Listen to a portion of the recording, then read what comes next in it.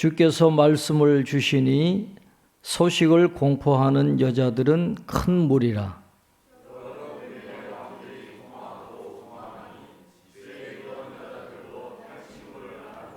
너희가 양우리에 누울 때에는 그 날개를 은으로 입히고 그 깃을 황금으로 입힌 비둘기 같도다.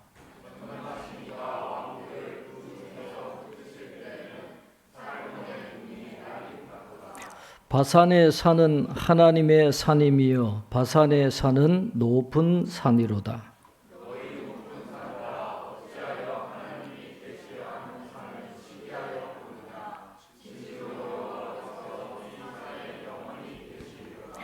하나님의 병거는 천천히요 만만이라. 주께서 그 중에 계심이 시내 산 송소에 계심 같도다.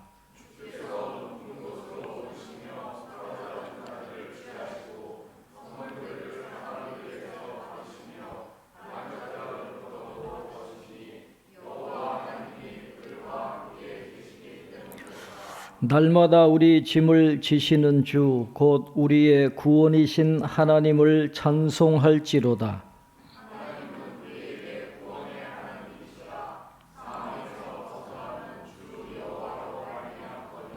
그의 원수들의 머리 곧 죄를 짓고 다니는 자의 정수리는 하나님이 쳐서 깨뜨리시리로다.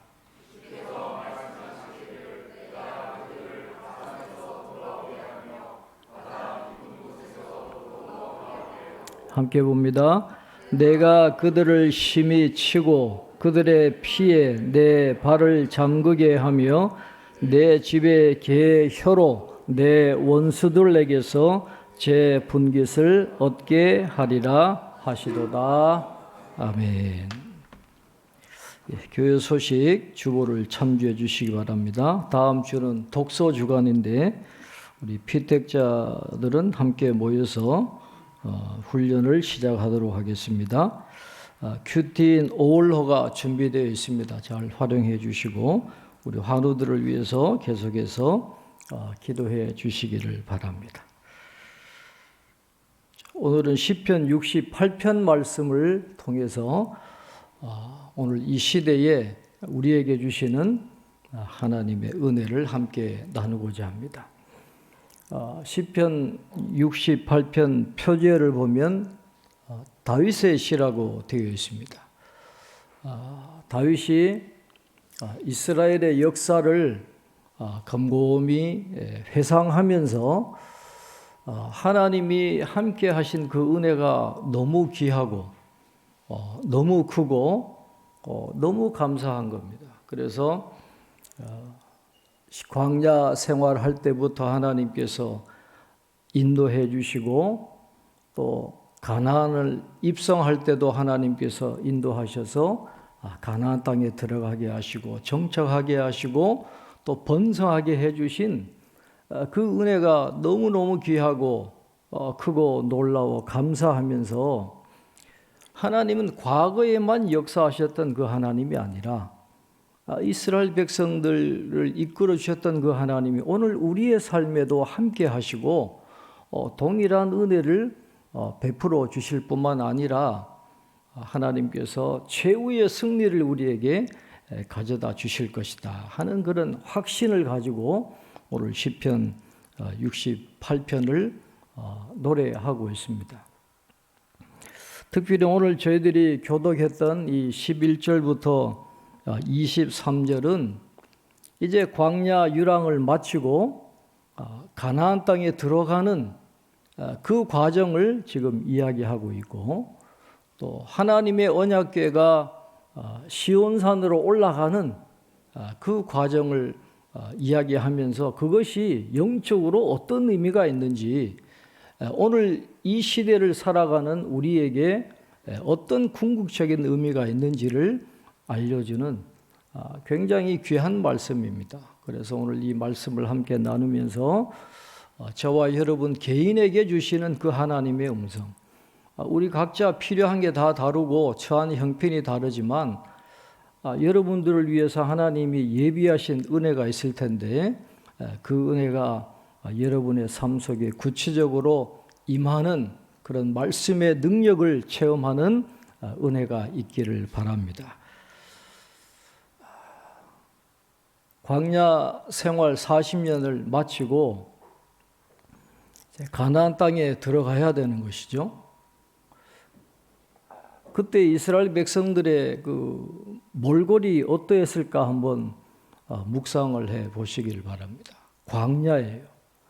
정말 척박한 땅입니다. 이스라엘 그 가보면 이집트에서 요르단을 거쳐서 이스라엘로 올라가는 그 곳을 가보면 정말 황량하기 그지 없습니다. 어떻게 이곳에서 그 수백만 명이 살았을까 할 정도로 척박한 땅인데 거기서 40년을 지낸 거예요.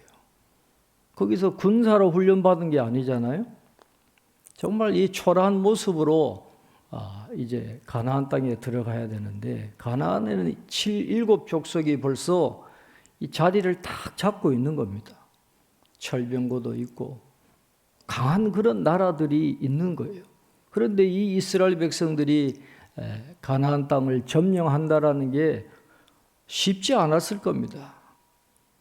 그런데도 가나안 땅을 점령하잖아요.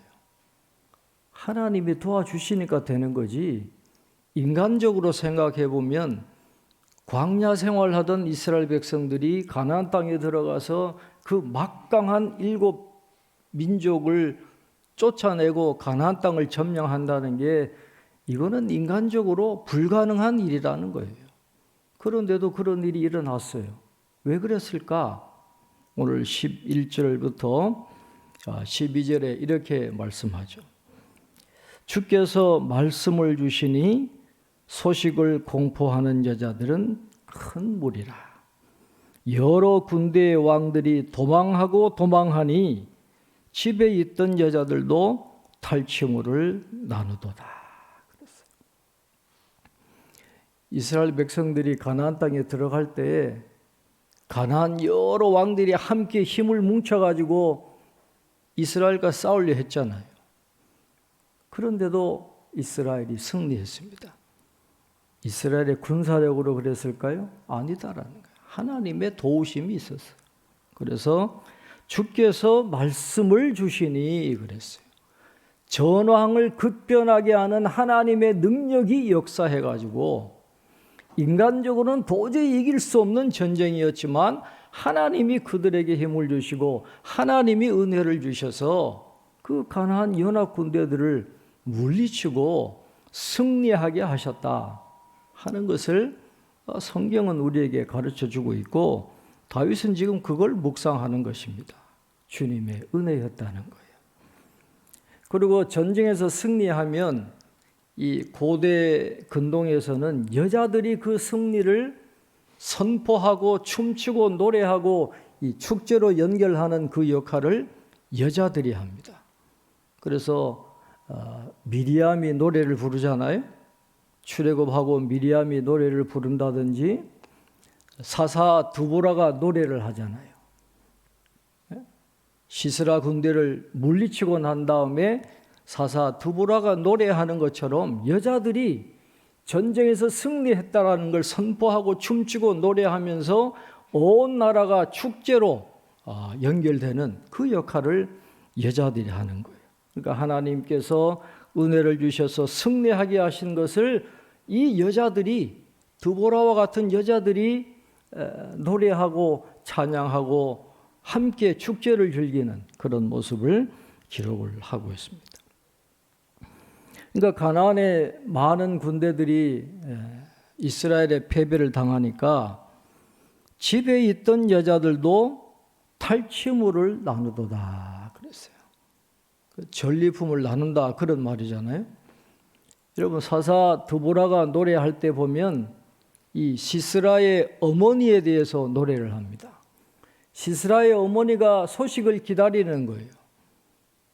전리품으로 처녀들을 노예로 잡아와가지고 또 채색옷을 갖고 와가지고 시스라가 그의 어머니에게 드리는 것을 기다린다 하는 그런 내용이 나오거든요. 그러니까 전리품을 가지고 집에 있는 여자들에게도 아마 가져다 주었던 것 같아요. 마찬가지로 하나님께서 이스라엘 백성들이 승리하게 하시고 많은 것을 갖게 하셔서 집에 있던 여자들도 그런 전리품을 나누는 기쁨에 동참하게 하시는 것, 그것이 다 하나님의 은혜였다는 거예요. 주께서 말씀을 주시니 하나님의 은혜로 승리한 겁니다. 가나안 땅에 들어간 거예요. 그리고 13절에 이렇게 말씀합니다. 너희가 양 우리에 누울 때에는 그 날개를 은으로 입히고 그 깃을 황금으로 입힌 비둘기 같도다. 그랬어요. 양우리가 어떨까요?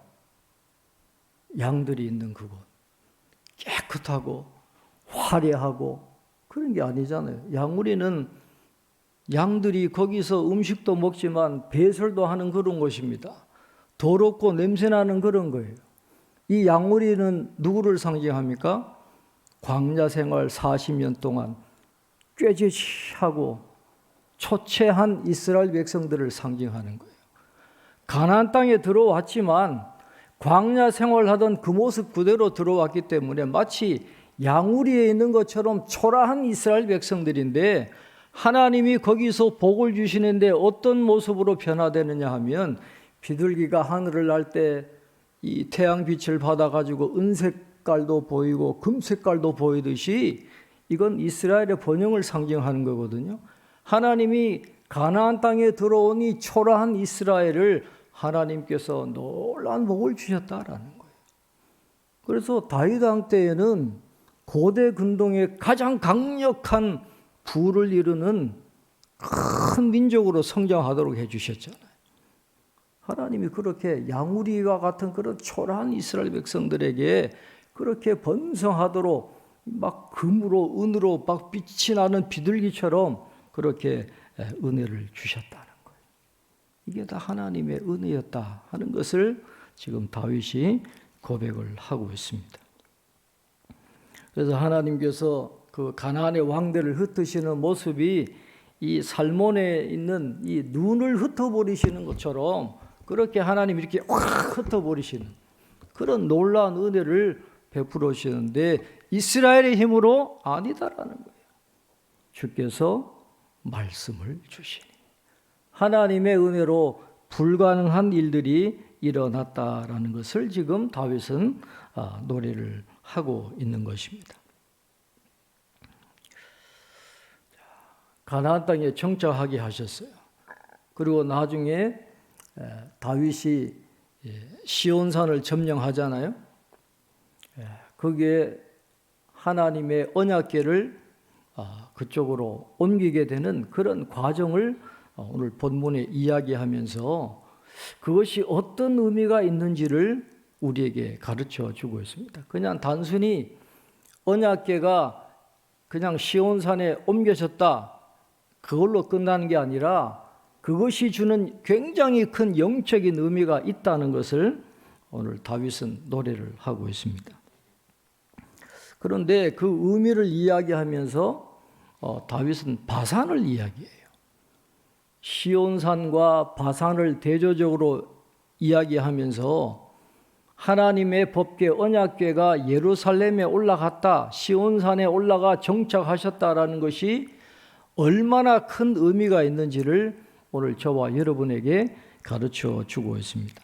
우리가 바산에 대해서 이해를 해야 왜 다윗이 이런 말을 하는지를 우리가 이해할 수 있게 되는데 오늘 한 절 한 절 여러분 잘 지켜보시기를 바랍니다. 15절에 보시면 이렇게 말씀해요. 바산의 산은 하나님의 산임이요 바산의 산은 높은 산이로다. 그렇게 이야기합니다. 바산의 산은 하나님의 산이다. 그렇게 이야기를 합니다. 그러면서 바산의 산은 높은 산이다. 그렇게 이야기를 합니다. 왜 이런 말을 할까요? 이 바산을 우리가 이해를 해야 이 말씀을 온전히 이해를 할 수가 있게 되는데 이 바산이라고 하는 지역은 가나안 신화와 연결되어 있는 가나안 사람들에게 아주 중요한 의미를 갖고 있는 곳이 바로 이 바산이었습니다. 그 바산에 있는 가장 높은 산이 어떤 산이냐 하면 헤르몬산이거든요. 여러분 헤르몬산 들어보셨잖아요. 거기에서 요단강으로 물이 흐르는 발원지가 바로 헤르몬산입니다. 이스라엘 북부에 굉장히 높은 그 헤르몬산이 바로 바산 지역이거든요. 그런데 가나안 신화에서 그 바산의 산은 어떤 산이냐 하면 신들이 회의를 하는 장소가 바로 헤르몬산이에요. 우상의 땅입니다. 바산은 우상의 땅이에요. 그리고 그 가나안 신화에서 헤르몬산에서 최고의 신으로 군림하고 있는 게 누구냐 하면 바알입니다. 바알. 그리고 이 바알 지역은 죽은 자들이 지하 세계로 통과하는 문이 있다라고 하는 죽음의 땅이 바로 바산입니다. 바알과 연결되죠. 죽음과 연결되죠. 또 바알은 높은 산이다 그랬어요. 높은 산이란 말은 뭘 의미할까요? 세상적인 가치관을 의미하는 것입니다. 시온산은 낮아요. 그러나 바산은 높습니다. 그러니까 세상적인 가치관을 갖고는 시온산은 별거 아닌 것처럼 보여요. 바산은 높은 것처럼 보여요. 대단한 것처럼 보입니다. 그러나 결국 누가 승리하느냐? 하나님이 계신 이 시온산, 낮아 보여도 볼품없어 보여도 하나님이 계신 그곳이 승리한다라는 거예요. 하나님의 궤가 시온산에 도착하면서 하나님의 통치가 이루어졌기 때문에 이 바산의 모든 것들을 하나님이 다 이기셨다라는 그런 내용이 오늘 이 시편 68편에 기록이 되어져 있다라고 하는 것이죠.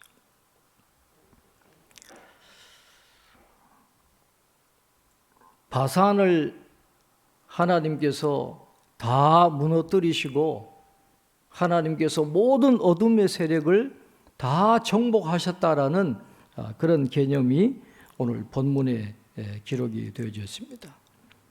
자, 우리 16절부터 한번 17절까지 우리 한번 같이 읽겠습니다. 너희 높은 산들아 어찌하여 하나님이 계시려 하는 산을 시기하여 보느냐? 진실로 여호와께서 이 산에 영원히 계시리로다. 하나님의 병거는 천천히요 만만이라 주께서 그 중에 계심이 신의 산 성소에 계심 같도다. 그랬습니다. 바산이 비록 높고 비옥한 땅이고 세상적으로 잘 나가는 것처럼 그렇게 보이지만은 그게 대단한 게 아니다라는 거예요. 하나님의 병거 천천과 만만과 같은 그 병거 하나님의 놀라운 능력이 역사하시는 시온산이야말로 그 모든 것들을 물리치는 능력과 권세와 영광이 있다라고 하는 사실을 오늘 성경은 다윗은 저와 여러분에게 보여주고 있다라고 하는 것입니다. 시온산이 낮다고 절대로 무시해서는 안 된다라는 것이죠.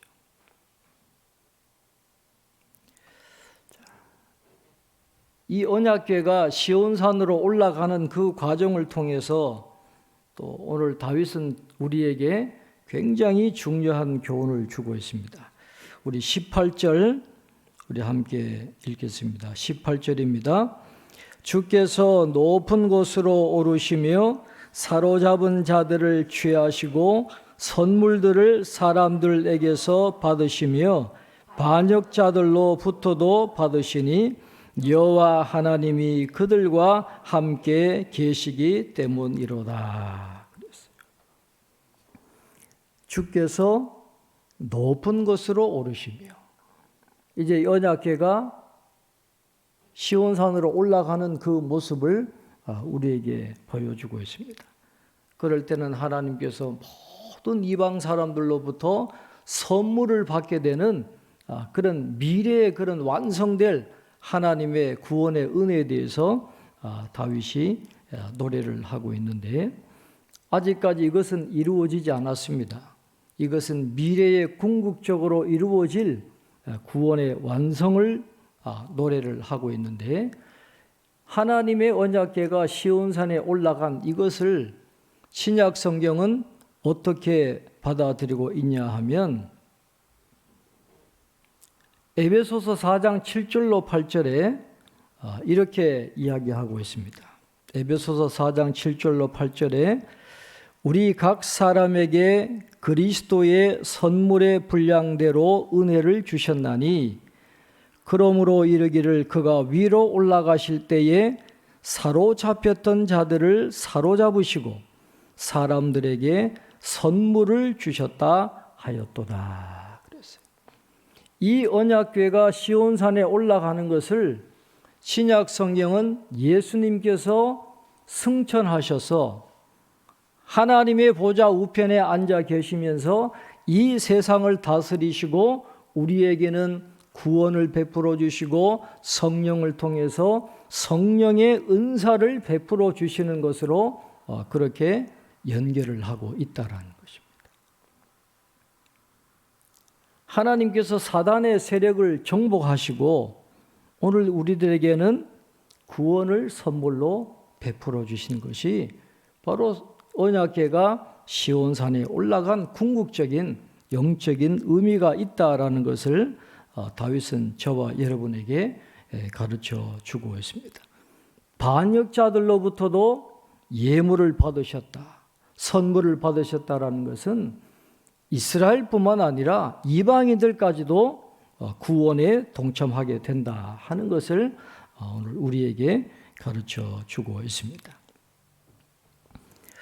하나님께서 가나안 땅을 차지하게 하시고 이 언약궤가 시온산으로 옮기면서 하나님이 이 세상을 통치하시게 되었다 하는 것을 다윗이 이야기하면서 이제 다시 한번 하나님께서 최후 승리하셨고 오늘 우리들에게도 그런 은혜를 베풀어 주신다라는 것을 이제 19절부터 23절까지 우리에게 보여주고 있습니다. 그런데 그렇게 놀랍게 사탄의 세력을 이기신 위대하신 하나님은 어떤 분이냐? 우리 개인에게도 위로의 메시지를 주시는, 우리의 아픔을 아시고 우리에게도 은혜를 베풀어 주시는 그 하나님이심을 다윗은 고백을 하고 있습니다. 시편 전체에서 가장 위로가 되는 구절이 바로 19절에 나옵니다. 우리 19절 우리 한번 같이 읽겠습니다. 19절입니다. 날마다 우리 짐을 지시는 주 곧 우리의 구원이신 하나님을 찬송할지로다. 아멘. 하나님은 사탄과의 세력을 완전히 승리하셔서 우리에게 구원이라고 하는 큰 선물을 주실 뿐만 아니라 오늘 우리의 삶 속에 일일이 함께 하셔서 날마다 우리의 짐을 대신 져 주시는 그런 하나님이심을 우리에게 가르쳐 주고 있습니다. 이 RSV 영어 성경을 보면 날마다 우리를 짊어지시는 주 그렇게 되어 있어요. 우리가 살아가는 것 같습니다. 우리가 힘쓰고 애쓰고 살아가는 것 같지만 결국 하나님이 우리를 지금 짊어지고 가신다라는 거예요. 하나님께서 이스라엘 백성들을 독수리 날개 위에 업고 하나님께서 인도하셨던 것처럼 오늘 저와 여러분의 삶 때로는 힘들고 어렵고 불안하고 걱정이 많지만 내가 염려하고 내가 힘쓰고 내가 애쓰고 내가 살아가는 것 같지만 결국에는 하나님이 나를 짊어지고 가신다라는 거예요. 날마다 우리의 짐을 지시고 우리의 삶을 인도해 주시는 하나님께서 결국에는 우리를 신원해 주시고 회복시켜 주시고 구원해 주실 것이기 때문에 낙심하지 말고 그 하나님을 찬송할지로다 늘 감사하면서 늘 하나님을 찬양하는 그런 삶을 살아가기를 다윗은 우리에게 권면해 주고 있습니다. 날마다 우리 짐을 지시는 주님의 그 손길을 우리가 살면서 경험할 수 있기를 바랍니다. 그냥 머리로만 아는 게 아니라 우리의 삶에 구체적으로 역사하셔서 예기치 못한 은혜를 주셔서 문제를 해결하게 해주시는, 회복시켜 주시는 그런 하나님의 은혜를 구체적인 삶의 자리에서 다윗도 경험했고 이스라엘 백성들도 경험했듯이 오늘 저와 여러분도 그 삶 속에서 날마다 우리의 짐을 져주시고 우리를 짊어지고 이끌어 가시는 그런 하나님의 은혜가 있기를 바랍니다. 20절에 이렇게 말씀해요. 하나님은 우리에게 구원의 하나님이시라. 사망에서 벗어남은 주 여호와로 말미암거니와 그랬어요. 사망에서 벗어났다 그랬어요. 하나님은 우리에게 죽음의 공포를 해결해 주셨어요. 여러분, 십자가는 죄의 원인을 다 제거해 주신 것입니다. 예수님이 부활하신 것은 죄의 결과를 다 제거해 주신 거예요. 그래서 죽음의 공포를 주님이 다 해결해 주셨기 때문에 성도들에게는 죽음이 더 이상 막다른 길이 아니라 승리하게 하신 주님이 마련하신 영생으로 가는 길이 된다라는 것을 오늘 다윗은 우리에게 가르쳐 주고 있습니다. 궁극적인 승리가 우리에게 주어져 있다라는 거예요. 우리는 죽어도 죽는 게 아니에요. 영생의 길로 하나님이 인도해 주신다라는 것을 다윗은 영안으로 이미 알고 있는 겁니다. 예수님을 모르던 다윗도 하나님이 우리를 구원해 주신다라는 그것을 깨닫고 찬양하고 있는데, 예수님의 십자가와 부활을 경험한 저와 여러분들은 죽음의 공포에 매일 필요가 없어요. 하나님이 죽음의 사슬을 다 끊어주셨다, 천국의 길을 열어주셨다 하는 그런 소망을 가지고 믿음의 삶을 살아갈 수 있기를 바랍니다. 자, 우리 21절 한번 같이 읽겠습니다. 21절 같이 읽겠습니다. 그의 원수들의 머리 곧 죄를 짓고 다니는 자의 정수리는 하나님이 쳐서 깨뜨리시리로다. 아멘. 정수리를 친다. 하나님의 원수는 하나님이 그들의 정수리를 친다 그랬어요. 머리를 친다 그랬어요. 여러분, 어떤 말씀이 연상되세요? 창세기 3장 15절 원시 복음이 생각나지 아니하십니까? 여자의 후손이 뱀의 머리를 짓밟을 거라 그랬어요. 예수님의 십자가와 부활과 승천하심으로 말미암아 정수리를 하나님이 깨뜨려 버리시는 거예요. 여자의 후손이신 예수님이 사탄의 뱀의 머리를 깨뜨리시는 그런 일들이 이미 일어났다라는 것을 우리에게 가르쳐 주면서 궁극적인 승리, 최후의 승리가 우리에게 주어져 있다라는 것을 오늘 다윗은 우리에게 가르쳐 주고 있습니다. 최후 승리를 예수님이 우리에게 주신 거예요. 그래서 우리는 이 최후 승리를 바라보면서 오늘 우리의 삶을 살아갈 필요가 있습니다. 오늘 이 말씀을 기억하면서 우리의 삶 속에 그냥 과거의 승리를 추억하는 것으로 끝나는 게 아니라 오늘 저와 여러분의 삶 속에 날마다 우리 짐을 대신 져주시는 하나님의 은혜를 경험하시기를 바랍니다. 그리고 양의 우리 같은 우리, 초라한 우리, 힘들고 겨우 살아갈 수밖에 없는 그런 연약한 우리지만은 그러나 황금빛으로 빛나는 비둘기처럼 변화되는 하나님이 도와주시면 그런 은혜가 있을 수 있는 거죠. 그러니까 그런 은혜를 우리의 삶의 자리에서 체험하면서 하나님을 찬송하고 하나님께 영광을 돌려드리는 저와 여러분의 삶이 될 수 있기를 바랍니다. 우리 전능하신